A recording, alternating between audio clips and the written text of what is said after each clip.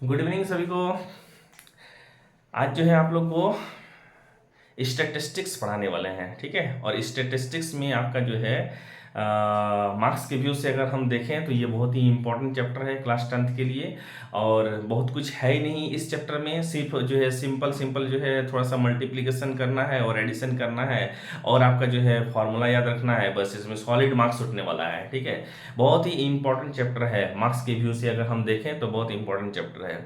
इसलिए इसमें जो है आपका स्टेटिस्टिक्स में मीन फाइंड करना है, मीन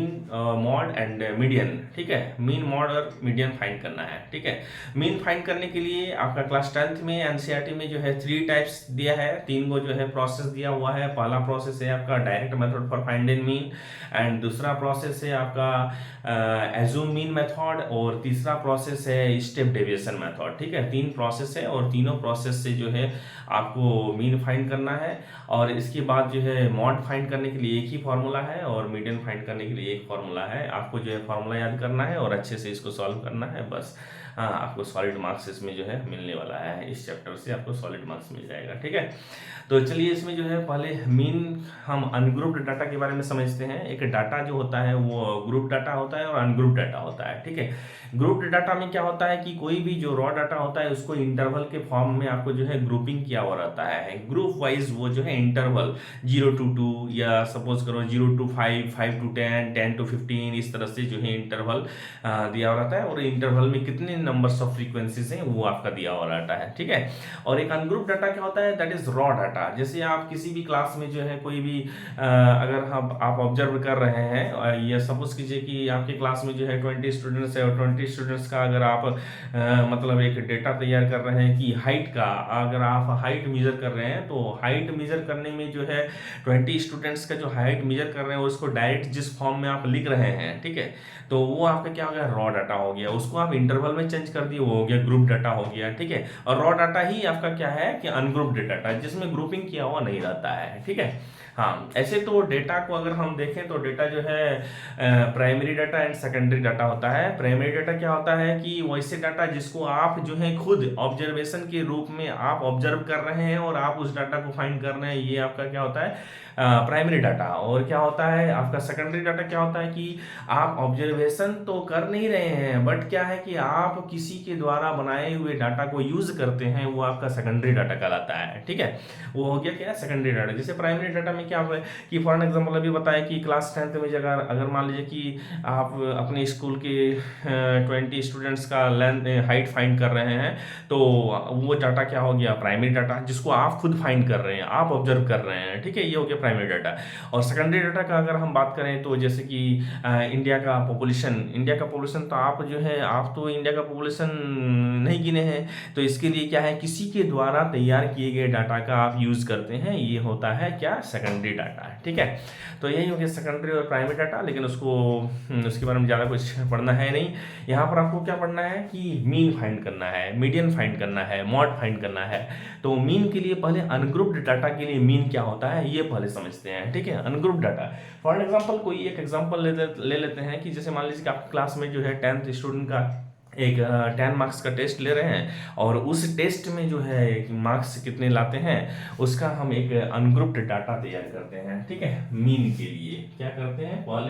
पहले हम मीन फाइंड करेंगे और इसके लिए हम एक एग्जांपल ले रहे हैं। मीन का एक्चुअल मीनिंग ऐसे हम एवरेज वैल्यू से समझ सकते हैं कि मीन जो होता है वो एवरेज वैल्यू जैसे मीन, मीडियन और मॉड तीनों क्या होता है कि तीनों सेंट्रल टेंडेंसी को डिनोट करता है, ये तीनों बीच की वैल्यू को डिनोट करता है, ठीक है। मीन जो है वो भी बीच वाली वैल्यू को डिनोट करता है, मीडियन भी बीच वाली वैल्यू को डिनोट करता है और मॉड भी बीच वाली वैल्यू को डिनोट करता है। जो भी आपका डाटा दिया रहता है ना उसका बीच वाले वैल्यू को या एवरेज वैल्यू को डिनोट करता है, तीनों सेंट्रल टेंडेंसी को डिनोट करता है। बल लेकिन इसमें क्या होता है कि तीनों के बीच में थोड़ा थोड़ा डिफरेंस होता है, थोड़ा जो है उसमें डिफरेंस निकल जाता है, वो अलग बात है, लेकिन ये डिनोट करता है अपने अपने हिसाब से, ये तीनों सेंट्रल टेंडेंसी को डिनोट करने का प्रयास करता है, ठीक है। तो यहाँ पर देखिए एक अनग्रुप डाटा का एक एग्जाम्पल लेते हैं, जिससे क्या बोले कि मीन का मतलब क्या होता है कि एवरेज वैल्यूज, ठीक है, एवरेज वैल्यूज। तो यहाँ पर मीन का एक एग्जांपल लेते हैं। फॉर एग्जांपल क्लास 10th में मान लीजिए कि अगर आप 10 स्टूडेंट स्टूडेंट का एक डेटा तैयार कर रहे हैं जिसमें 10 मार्क्स का टेस्ट ले रहे हैं, और 10 मार्क्स के टेस्ट में जो स्टूडेंट्स मार्क्स लाए हैं उनका एक डेटा तैयार कर रहे हैं। सपोज कीजिए कि किसी स्टूडेंट्स का मार्क्स 9 आया है, किसी स्टूडेंट का मार्क्स 2 आया है, किसी का 0 आया है, किसी का 4 आया है, किसी का 5 आया है, हाँ किसी का सपोज कीजिए कि किसी का 10 भी आया है, हाँ किसी का 1 आया है, फिर किसी का 5 आया है, फिर 5 आया है, हाँ तो कितना स्टूडेंट 1 2 3 4 5 6 7 8 9, और अगर मान लीजिए कि किसी का 3 भी आया है, ठीक है, ऐसे एक डाटा आया है, ठीक है। तो ये डेटा ले लिए, तो 3 4 5 6 7 8 9 10 स्टूडेंट्स का एक डेटा तैयार कर लिए हैं। अब इसका मीन फाइंड करना है, तो मीन के लिए क्या होता है, फॉर्मूला याद रखना है कि मीन मतलब सारे ऑब्जर्वेशन को, सारे मार्क्स को ऐड करेंगे और बाय में टोटल नंबर ऑफ स्टूडेंट्स से डिवाइड कर देंगे। तो मीन का फॉर्मूला क्या होता है, मीन का फॉर्मूला याद रखिएगा, ये होता है sum of all observations, sum of all observations, और बाय में क्या लिखेंगे, बाय में लिखेंगे टोटल नंबर ऑफ ऑब्जर्वेशंस, ठीक है, टोटल नंबर ऑफ ऑब्जर्वेशंस। तो सम ऑफ ऑल ऑब्जर्वेशंस सबको ऐड करेंगे, ये हो जाएगा आपका क्या 9 + 2 + 0 + 4 + 5 + 10 + 1 + 5 + 5 + 3, एंड बाय में क्या लिखेंगे, बाय में 1 2 3 4 5 6 7 8 9 10, हाँ 10। इसमें जो 0 है इसको भी आप छोड़ नहीं सकते हैं, क्योंकि ये भी क्या है, ये भी आपका एक मतलब डेटा है, जो कि ये भी आपका किसी स्टूडेंट्स का मार्क्स है, इसीलिए उसको आप छोड़ नहीं सकते हैं। ऐड कीजिए, 9 2 कितना होता है 11, 11 4 कितना होता है 15, 15 और 5 हो गया 20, 30 31 31 और 31 और 10 कितना हो गया 41, 41 + 3 = 44, ये हो गया आपका 44, और बाई 10 = 4.4, ये आपका मीन हो गया। बस किसी भी आपका अनग्रुप डाटा का मीन फाइंड करना रहे तो ये आप इसी प्रोसेस से फाइंड कर सकते हैं। ये आपका शॉर्ट क्वेश्चन में पूछता भी है, ठीक है, क्लास 10th में शॉर्ट क्वेश्चन ये पूछता है, ये अनग्रुप डाटा का मीन फाइंड करना है, ये सारे ऑब्जर्वेशन को ऐड करेंगे, by total number of observation लिखेंगे, तो ये आपका क्या हो जाता है, मीन हो जाता है, ठीक है। इसी डेटा में अगर हम मॉड फाइंड करना चाहें तो मॉड के लिए क्या होता है, देखिए मॉड के लिए क्या होता है, ठीक है,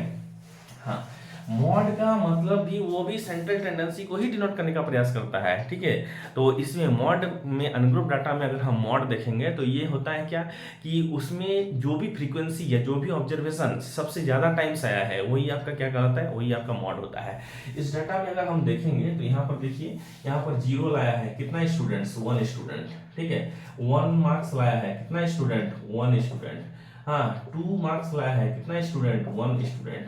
3 मार्क्स लाया है कितना स्टूडेंट, 1 स्टूडेंट, 4 मार्क्स लाया है कितना स्टूडेंट, 1 स्टूडेंट, 5 मार्क्स लाया है 1 2 3 स्टूडेंट्स, और 9 मार्क्स लाया है कितना स्टूडेंट, 1 स्टूडेंट, 10 मार्क्स लाया कितना स्टूडेंट, 1 स्टूडेंट। तो यहाँ पर क्या देख रहे हैं, ये हो गया मार्क्स और ये हो गया आपका फ्रीक्वेंसी, फ्रीक्वेंसी दैट मीन्स वो मार्क्स वो डेटा कितना टाइम्स उसमें जो है आया है वही फ्रीक्वेंसी कहलाता है, ठीक है। तो इसमें देखेंगे कितना टाइम्स सबसे ज्यादा, कौन सा नंबर सबसे ज्यादा टाइम्स आया है, वही उसका आपका क्या हो गया फ्रीक्वेंसी, वही आपका क्या हो जाएगा मॉड। यहाँ पर देख रहे हैं 1 1 टाइम्स सब है, और 5 जो है वो 1 2 3 टाइम्स 5 आया है, ये आपका क्या हो गया मॉड। मॉड मतलब क्या हो गया 5, मॉड यहाँ पर क्या हो गया 5, ठीक है, 5 आपका आंसर हो गया मॉड के लिए, क्या कि उसमें आपका सबसे ज्यादा टाइम्स जो ऑब्जर्वेशन आया है वही आपका क्या हो गया मॉड। ये फिर अनग्रुप्ड डाटा के लिए है, फिर ग्रुप डाटा के लिए अलग फॉर्मूला होता है, उसके लिए फिर बताएंगे, ठीक है। और इसका मीडियन फाइंड करना है तो क्या करेंगे, सेम डेटा का अगर हम मीडियन फाइंड करना चाहते हैं, देखिए सेम डेटा का मीडियन फाइंड करेंगे, ठीक है, एक ही डेटा है इसी का मीडियन फाइंड करना है। तो मीडियन के लिए देखिए क्या होता है, मीडियन, मीडियन के लिए जो है ना, इसमें आपका इवन और ऑड दो अलग अलग ऑब्जर्वेशन के लिए, नंबर ऑफ ऑब्जर्वेशन के लिए अलग अलग फार्मूला का यूज होता है। ऑड नंबर रहेगा तब अलग फार्मूला, इवन नंबर रहेगा तब अलग फार्मूला। देखिए क्या है n, सबसे पहले इसमें मीडियन के लिए n लिखेंगे, n मतलब क्या होता है कि नंबर ऑफ ऑब्जर्वेशंस, हाँ नंबर ऑफ ऑब्जर्वेशंस, हाँ यहाँ पर कितना है 10 ऑब्जर्वेशन है, और 10 क्या है, 10 है इवन नंबर, 10 इवन नंबर है ना, 10 इवन नंबर, ठीक है। तो इवन नंबर के लिए अलग फॉर्मूला, ऑड नंबर में और नंबर ऑफ ऑब्जर्वेशन रहेगा तब उसके लिए अलग फॉर्मूला। अब देखिए इवन नंबर के लिए क्या है, हाँ यहाँ पर सबसे एट फर्स्ट तो इसको क्या करना है, जो भी डेटा रहेगा उसको असेंडिंग ऑर्डर में अरेंज करना है, असेंडिंग ऑर्डर में, arrange in ascending, arrange in ascending,